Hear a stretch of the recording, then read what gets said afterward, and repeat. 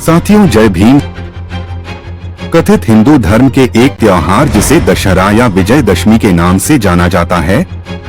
हिंदू धर्म के अनुसार हिंदू धर्म के प्रमुख ब्राह्मण इस तारीख के सच्चे इतिहास को छुपाने के लिए ये प्रचारित करते हैं कि अश्विन मास के शुक्ल पक्ष की दशमी के दिन राम ने रावण को मारकर बुराई पर अच्छाई की जीत स्थापित की थी। तब से ही हिंदू धर्म में अश्विन मास के शुक्ल पक्ष की दशमी को राम की विजय की खुशी में हर साल उत्सव मनाया जाता है। इससे ये तो जरूर पता चल जाता है कि राम को रावण पर विजय प्राप्त हुई थी, लेकिन इस घटना का कहीं भी कोई भी पुरातात्विक सबूत नहीं मिलता। केवल ब्राह्मणों द्वारा ही लिखित काल्पनिक ग्रंथों में ही देखने को मिलता है। इसे समझने के लिए हमें काल्पनिक धार्मिक दृष्टिकोण को दूर कर इतिहास में घटित हुई घटनाओं को ऐतिहासिक दृष्टिकोण से समझना होगा और सच्चे इतिहास को खोजकर निकालना होगा। विजयदशमी को ब्राह्मण दशहरे के नाम से भी प्रचारित करते हैं। ब्राह्मण दशहरे के बारे में ये प्रचारित करते हैं कि रावण के 10 सर थे। जब राम और रावण के बीच युद्ध हुआ तो राम ने रावण के 10 के 10 सर काटकर रावण का वध किया और रावण को हराकर विजय प्राप्त की थी। इसलिए इस त्योहार को दशहरा के नाम से भी जाना जाता है। ये मान्यताएं धार्मिक हिंदू लोगों को सच्चे इतिहास से दूर रखने के लिए प्रचारित की जाती हैं, जबकि इतिहास में रुचि रखने वाले लोगों के लिए एक अलग ही मान्यता ब्राह्मणों ने प्रचारित कर रखी है। वो मान्यता इस प्रकार से है कि इनके अनुसार दशहरा का अर्थ होता है 10 को हराना, मतलब 10वें राजा को हराना। वे यह प्रचारित करते हैं कि मौर्य साम्राज्य के 10वें बौद्ध सम्राट बृहद्रथ मौर्य के समय में एक ऋषि पतंजलि के कहने पर बृहद्रथ के ही सेनापति पुष्यमित्र शुंग, जो कि ब्राह्मण था, उसने धोखे से बृहद्रथ की हत्या कर भारत से मौर्यों के बौद्ध साम्राज्य को समाप्त किया और भारत में पहली बार ब्राह्मण राज स्थापित किया था। ब्राह्मण ऐसा प्रचारित करता है कि बौद्ध सम्राट बृहद्रथ मौर्य साम्राज्य 10वां और अंतिम राजा था। इसलिए इस त्योहार को दशहरा के नाम से भी जाना जाता है। और तो और ब्राह्मणों द्वारा एक और भी झूठ प्रचारित किया जाता है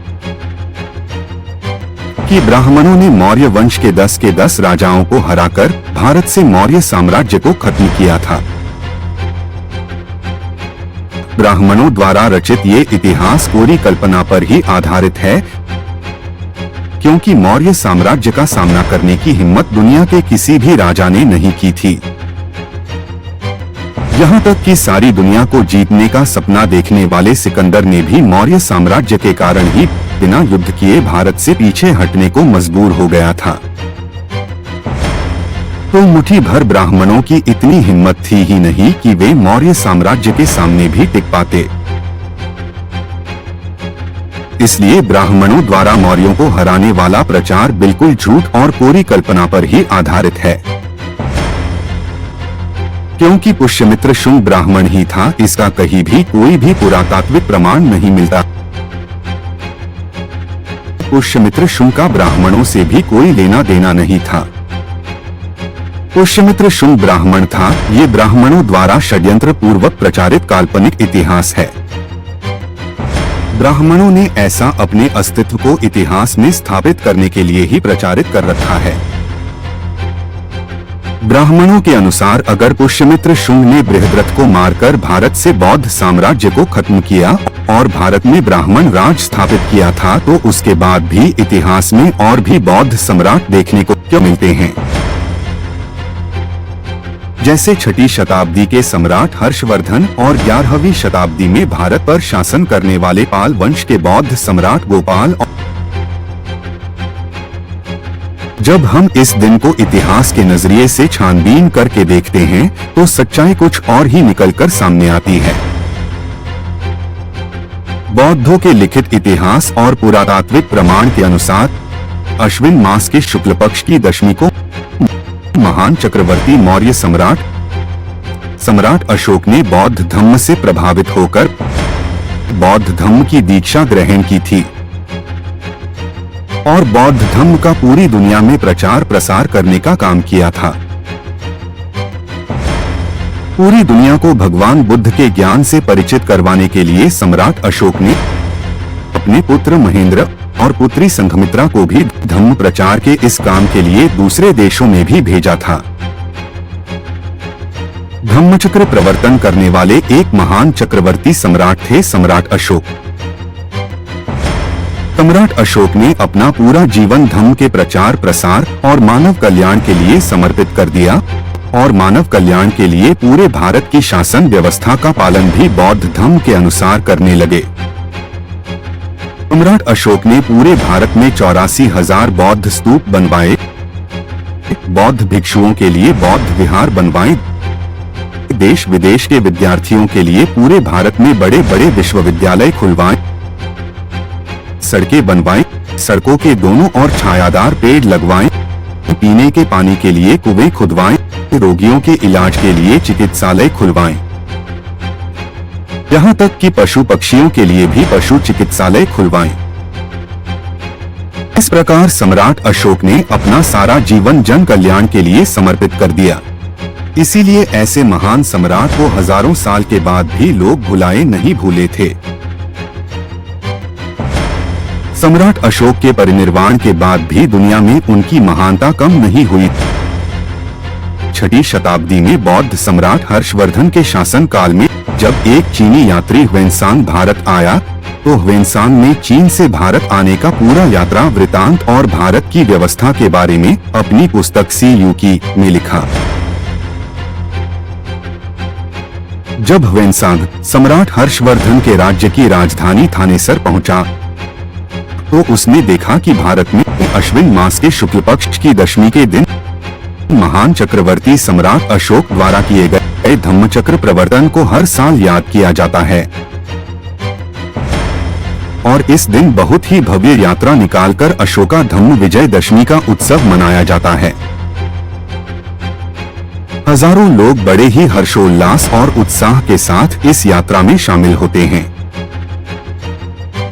इस धम्म यात्रा का पूरा वर्णन अपनी पुस्तक सी यूकी में लिखते हैं कि इस धम्म यात्रा में भगवान बुद्ध और सम्राट अशोक की अस्थियों को बड़े ही मान सम्मान से हाथियों के ऊपर पालकी में रखकर हाथी घोड़ों और ढोल नगाड़ों के साथ बड़े ही हर्षोल्लास से नगर की मुख्य सड़कों से बहुत ही भव्य यात्रा निकाली जाती है।